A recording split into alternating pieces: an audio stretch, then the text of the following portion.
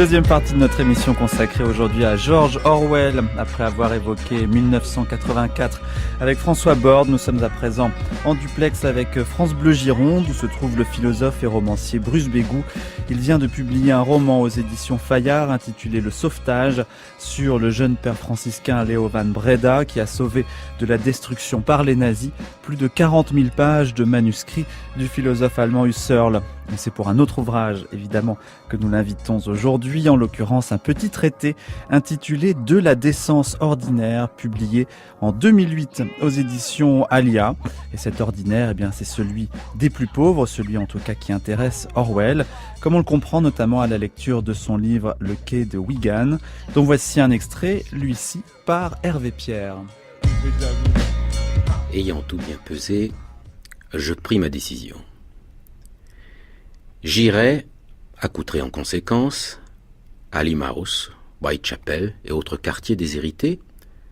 Je dormirai dans les lodging house à dortoir. Je fraterniserai avec les dockers, les colporteurs, les mendiants, les rebuts de la société et même, si possible, les malandrins. J'essaierai de m'accointer avec des cheminots. Je saurai, grâce à eux, me faire admettre à l'asile de nuit. Et une fois dûment renseigné, je me lancerai à mon tour sur les routes. Au début, ce ne fut pas facile. Il fallait se déguiser, et je n'ai jamais eu le don de l'acteur. Je suis par exemple incapable de travestir mon accent, plus de quelques minutes d'affilée en tout cas. J'imaginais, notez ici l'effroyable sentiment de classe installé dans le cœur de tout Anglais, que j'allais être repéré et étiqueté comme un monsieur dès que j'aurais ouvert la bouche. J'avais donc préparé, à tout hasard, une pénible histoire de revers de fortune pour le cas où l'on me poserait des questions. Bonjour Bruce Bégou. Bonjour. Merci d'être avec nous et merci aux équipes de France Bleu Gironde qui vous accueillent.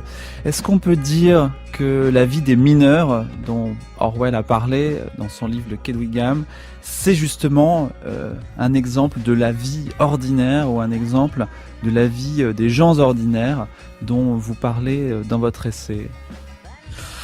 Certainement, même si presque 7 ou 8 ans auparavant, Orwell avait déjà en fait fait cette démarche d'aller voir le peuple d'en bas, comme disait Jack London, d'aller voir les gens pauvres, voire très pauvres, les sans-abri, les cheminots, les trimards, etc. Et donc Wigan, c'est surtout la révélation de la classe ouvrière, parce qu'auparavant il faisait ces petites enquêtes où il se grimait, il se déguisait, d'ailleurs un peu comme Jack London, qui a une influence très forte, chez lui, non pas tant comme écrivain, mais au fond comme posture sociale, une sorte de socialisme, on pourrait dire un peu vague et personnel.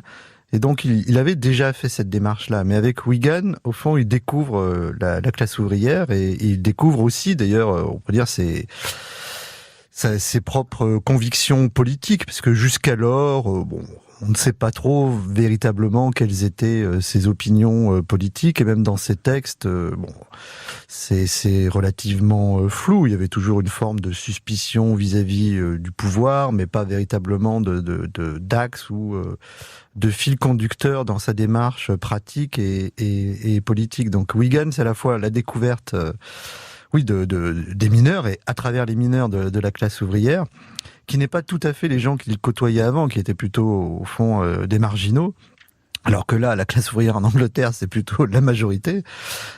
Et aussi, c'est une révélation de ce qu'il veut faire et de ce qu'il doit faire du point de vue de l'engagement politique. Oui. Alors il y a évidemment ce livre Le quai de Wigan, il y en a d'autres, et notamment dans la Dèche à Paris par exemple. Oui.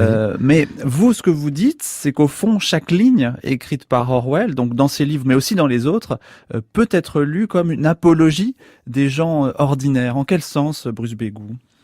Oui, alors ça, il le dit très très tôt, il est fasciné par les choses communes, déjà je dirais dans son enfance, des choses très simples, pêcher, se promener, observer la nature, Puis là, au retour de Birmanie, donc il va s'intéresser vraiment à la vie ordinaire. Et puis il y a aussi des influences, je dirais, littéraires qui le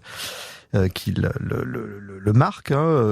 Miller, Joyce, des gens qui ont vraiment, qui se sont détachés au fond d'une forme d'approche romancée et illusoire de la réalité, qui ont commencé à parler dans des ouvrages de choses un peu brutes, de choses un peu triviales. Il y a une méfiance pour justement ce qui est trop romancé ou trop illusoire, comme vous le dites. Oui, parce que au fond, Orwell vient quand même de la bourgeoisie. Il a été formé dans une public school très prestigieuse, Eton. Et donc son monde à lui, c'est quand même le monde de la classe moyenne. Et d'ailleurs, lui, en tant que membre de la classe moyenne, à Eton, il côtoyait des enfants, des adolescents plutôt des classes supérieures. C'est ça, il était plutôt dominé finalement quand même dans cette école qui est en effet l'élite à laquelle il n'appartenait que partiellement. Oui, d'une certaine manière, c'était sans doute au fond, oui, devait avoir ce sentiment de déclassement. Et d'ailleurs, à Eton, tout le monde dit qu'il avait quand même une attitude très, on pourrait dire, anarchiste, entre guillemets, vous voyez, de réfractaire au pouvoir, avec des prises de position toujours un peu décalées. Mais son goût de l'ordinaire, oui, on le trouve très tôt et dès l'enfance, ensuite nourri par cette littérature. Et puis ensuite, il avait chez lui, oui, une volonté, il se sentait, je pense, à l'aise dans ce monde-là, avec ces gens-là, à décrire ces choses-là. Lui-même a occupé des métiers relativement ordinaires, libraire, il a tenu une épicerie, il adorait jardiner, etc. Donc il y a à la fois, un tempérament personnel, des circonstances aussi historiques, littéraires, aussi sociales. C'est dans les années 20-30 commence au fond un regard sociologique sur la vie ordinaire. Par exemple, des sociologues de mass observation ou des gens comme Hogarth qui vont commencer à émerger, qui vont regarder la culture du pauvre d'une autre manière. Donc Orwell collectait plein de choses, des petites brochures, des objets. Donc il y avait chez lui vraiment ce goût.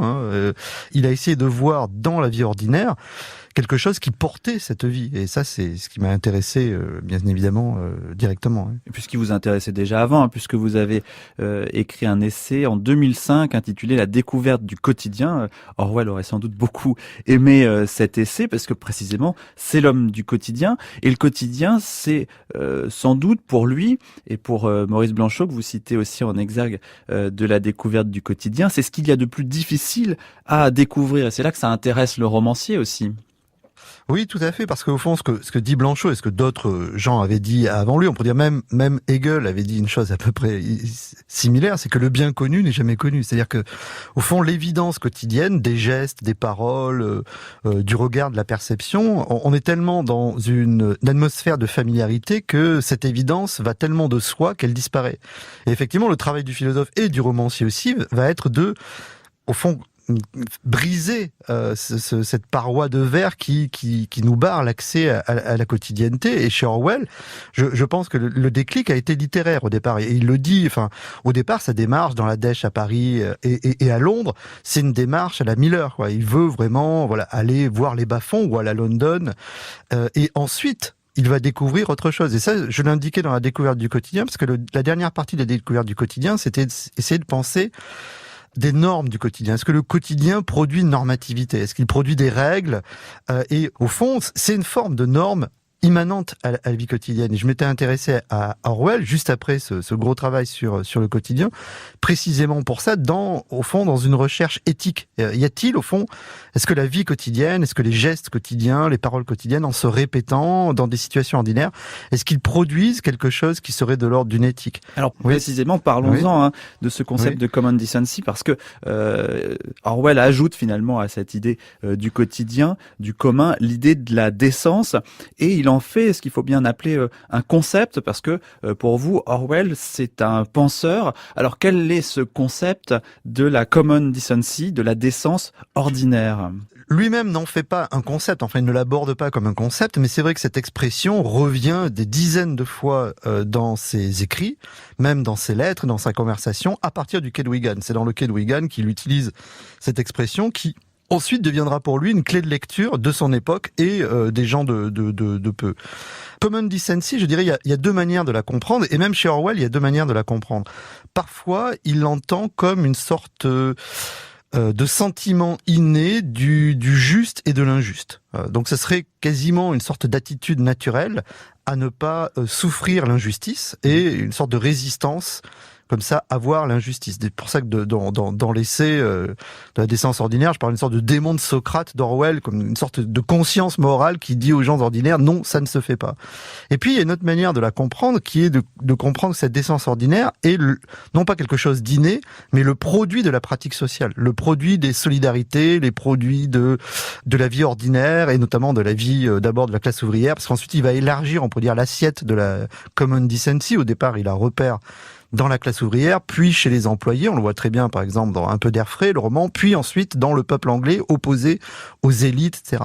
Il y a une manière, on pourrait dire, innéiste de l'interpréter, puis il y a une manière, on pourrait dire, qui relèverait d'un usage, d'une pratique, où ce seraient les conditions de vie, de travail, d'entraide de la classe ouvrière ou des gens ordinaires dans... même pas simplement au travail, aussi dans les relations familiales, les relations sociales, amoureuses, etc., qui créeraient une forme comme ça de sens du juste et de l'injuste, qui n'est pas d'ailleurs toujours suivi, et Orwell n'idéalise absolument pas la classe ouvrière, hein, mais qui d'une certaine manière crée cette sorte de moralité immanente qui ne se réfère pas ni à des règles religieuses, ni à des règles philosophiques de type impératif kantien ou autre. Oui. Donc il faudrait faire partie de la classe ouvrière, ou à tout le moins faire partie des gens simples, pour au fond avoir cette moralité spontanée. Pas toujours, parce qu'il repère quand même aussi le fait que tous les gens ordinaires sont aussi séduits par des choses qui ne relèvent pas de la common decency. Mais chez lui, quand même, on trouve plus facilement et plus communément cette common decency dans les classes populaires que notamment, puisque à chaque fois il va l'opposer à une certaine forme d'intelligentsia, hein, y compris l'intelligentsia socialiste. Oui, marxiste, disons, marxiste. Parce que lui-même se disait socialiste. Donc, et d'ailleurs pas tous les marxistes, parce que parfois, bon, on s'aperçoit quand on lit sa correspondance que bon, il y a le Orwell polémique ou polémiste, hein, qui attaque telle ou telle personne, et puis il y a le Orwell dans la vie ordinaire lui-même, qui, par exemple, peut très bien attaquer un intellectuel dans une tribune, dans un journal, dans The Observer, dans Tribune, et qui, dans la vie réelle, peut le rencontrer au pub et discuter avec lui. On a de nombreuses lettres où des gens disent, mais il y a deux Orwell. Enfin, il y a le Orwell, on pourrait dire, assez pamphlétaire dans ses textes, et puis il y a le Orwell qui, finalement, est très ouvert, très affable, très gentil dans la vie commune. Mais c'est vrai que très souvent, il oppose la common decency, la décence ordinaire, à l'indécence extraordinaire des classes dirigeantes, et notamment une classe qu'il connaît bien, qui n'est pas tout à fait dirigeante, qui voudrait être dirigeante mais qui ne l'est pas, qui est celle des intellectuels qui aiment bien le pouvoir et voudraient, au fond, comme il dit, tenir le fouet. Et notamment ceux qui ont approuvé finalement le pacte germano-soviétique. Un jour, je ne sais pour quelle raison, je suis remonté tôt après le déjeuner. Le pont était vide, à l'exception du maître de manœuvre blond, qui se glissait comme un rat le long des cabines de pont en dissimulant à moitié quelque chose dans ses énormes mains. J'ai tout juste eu le temps de voir ce que c'était avant qu'il file devant moi et disparaisse par une porte. Il tenait une terrine contenant la moitié d'un pudding à la crème. J'ai saisi la situation d'un seul coup d'œil. De toute façon, on ne pouvait pas se méprendre sur l'air coupable de l'homme. Le pudding était un reste pris sur la table d'un passager. Il lui avait été donné illicitement par un steward, et il l'emportait vers les quartiers de l'équipage pour le dévorer en toute tranquillité. Après plus de 20 ans, je ressens encore vaguement le choc d'étonnement que j'avais subi alors. Il m'a fallu du temps pour saisir toutes les dimensions de cet incident, mais est-ce une exagération de dire que cette révélation brutale de l'abîme entre la fonction et la récompense, la révélation qu'un artisan extrêmement qualifié, qui pouvait littéralement tenir toutes nos vies entre ses mains, était bien content de pouvoir dérober de la nourriture à notre table, m'en a appris bien davantage que ne l'aurait fait une demi-douzaine de pamphlets socialistes. c'est toujours la compagnie des auteurs que vous écoutez sur France Culture avec cet extrait d'une chronique d'Orwell. Elle date du 3 janvier 1947. Et dans cette idée de la décence ordinaire, Bruce Begou, il y a aussi justement quelque chose de très concret, comme par exemple le fait qu'un ouvrier qui est très qualifié est obligé finalement de manger les restes des autres. Et ça revient beaucoup dans ces petits faits qui sont des faits justement ordinaires mais qui disent beaucoup de choses pour Orwell. Oui, il y a un goût de l'observation des gens de peu chez lui. Bon, il passait beaucoup de temps dans la rue, au pub. Enfin, il aimait bien ce côté journalistique de sa démarche. Hein. D'abord, je veux dire, presque comme un empiriste anglais, quoi. C'est d'abord par l'expérience que l'on va connaître les choses. Et il n'y a pas chez lui d'attitude théorique comme ça. Enfin, ça ne vient jamais. C'est pour ça que l'intelligentsia aussi ne l'intéresse pas, au sens où elle est coupée, cette intelligentsia, de ces petites choses qui relèvent de l'observation, mais qui, au fond, en disent beaucoup. Oui, alors, encore une fois, pas toute intelligentsia, parce qu'il dit lui-même, je n'ai jamais attaqué en bloc les intellectuels et l'intelligentsia. Et au fond, quand on regarde sa vie, quand on relit par exemple la très belle biographie de Bernard Crick sur Orwell, on s'aperçoit qu'il vivait parmi eux. Enfin, quand on regarde tous ses amis, ses éditeurs, etc., ce sont des poètes, ce sont des intellectuels, des gens qui travaillent dans les journaux, dans les revues, dans les maisons d'édition. Donc lui-même vivait quand même parmi ces gens-là. Il était reconnu au fond comme un intellectuel. Enfin, non, ce qu'il attaque surtout, c'est l'intelligentsia, oui, marxiste, et surtout d'ailleurs après la guerre d'Espagne. Enfin, quand il revient de la guerre d'Espagne, il voit les tombereaux d'âneries et de mensonges qui sont écrits dans les journaux. Alors, des gens qui n'y sont pas allés à la guerre d'Espagne, précisément. Oui, Orwell suppose même qu'ils savent très bien ce qui se passe et qu'ils disent le contraire de ce qui se passe. Et bon, ce mensonge-là donnera 1984, 10 ans après. Donc, c'est pas toute l'intelligentsia. Donc, il naviguait aussi dans ce monde-là. Et je dirais, il naviguait dans les deux mondes. Et c'est quelqu'un qui a un don d'observation comme ça et qui sait s'adapter, enfin, comme une sorte de caméléon. Donc, il ne critique pas, encore une fois, l'intelligentsia en bloc. Hein. C'est vraiment... D'ailleurs, souvent, l'intelligentsia de droite, il ne la critique même pas tellement il est éloigné de ses positions. Donc, au fond, il critique ceux qui sont si proches de lui. Enfin, c'est toujours un peu le même processus, au fond. C'est son ennemi, on n'a pas besoin de le critiquer, parce que d'une certaine manière... Par contre, on va critiquer, vous êtes toujours un peu comme dans les mouvements radicaux, au fond, c'est le groupuscule qui critique l'autre groupuscule, etc. Ben, chez Orwell, au fond, il critique ceux qui sont de sa famille. Sauf que, bien évidemment, bon, il va très loin dans la critique et il met le doigt très souvent là où ça fait mal. Hein. Et il le dit lui-même, hein, il veut avoir la liberté de dire aux gens ce qu'ils n'ont pas envie d'entendre. Alors, du coup, cette idée de la décence ordinaire, est-ce que Bruce Begou, Orwell réfléchit à la manière de la traduire politiquement, en quoi on peut changer la société en réfléchissant à partir de, alors bon, ce qu'on peut quand même peut-être appeler un concept malgré tout? Oui. Alors oui, c'est un concept au sens où la récurrence en fait quand même une idée, pas une idée générale qui serait au-dessus de la réalité, mais quelque chose qui doit servir au fond de guide, hein, de méthode pour comprendre et peut-être aussi effectivement transformer. Alors il y a certains textes où il propose quand même des choses politiquement, notamment le Lion et la licorne, hein, où il propose même un programme politique assez radical. Hein, c'est même s'il était appliqué de nos jours, ce serait vraiment classé à l'extrême gauche de l'extrême gauche. Il y a quoi par exemple dans ce programme? Il y a par exemple des nationalisations, il y a une échelle des salaires de 1 à 10 par exemple. Hein.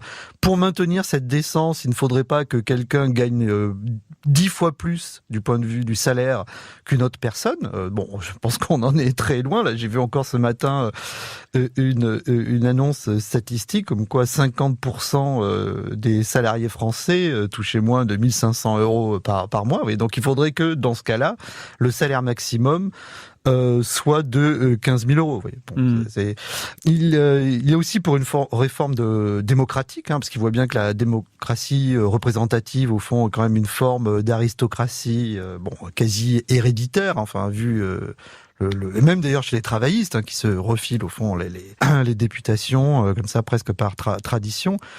Donc à la fois du point de vue économique, du point de vue social. C'est pour ça d'ailleurs que quand le Labour va arriver au pouvoir en 47, bon, lui-même sera très très sceptique, hein. Et Dieu sait si quand même le Labour de 47, c'est pas le Labour de nos jours, mais même par rapport à ces avancées qui pour nous relèvent de l'État-providence, etc. Même Orwell trouve ça très timide et très sage, etc. Donc il est très à gauche. Quoi. Il est très à gauche. Il est peut-être même anarchiste parce que finalement la décence ordinaire, c'est aussi de laisser les gens vivre un petit peu comme ils le souhaitent. C'est la critique quand même globalement de tout pouvoir et de tout début de coercition, quelle qu'elle soit. Est-ce qu'on peut parler d'anarchisme ?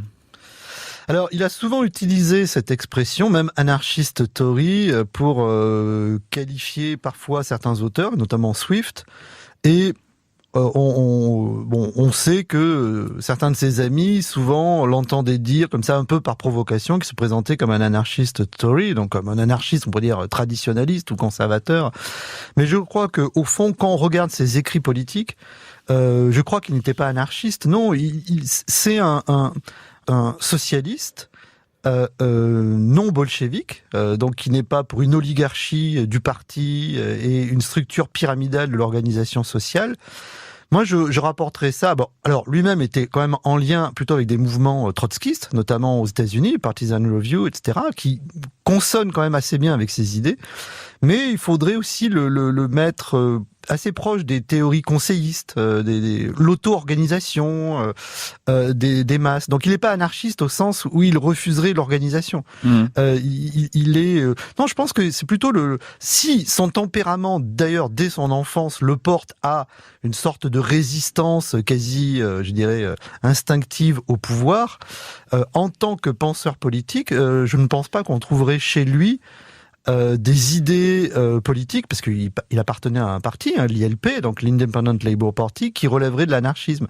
Mais si on pousse encore un petit peu plus loin dans son rapport d'une forme de détestation quand même de l'élite, cette idée que les gens simples ont une moralité qui est plus spontanée que les autres, est-ce que il n'y a pas le risque d'une certaine forme de populisme, c'est quand même le mot qu'on entend aujourd'hui politiquement beaucoup, dans cette idée de la critique finalement de tout pouvoir, de redonner la parole aux gens ordinaires. Est-ce qu'on ne peut pas voir là le début d'un populisme ?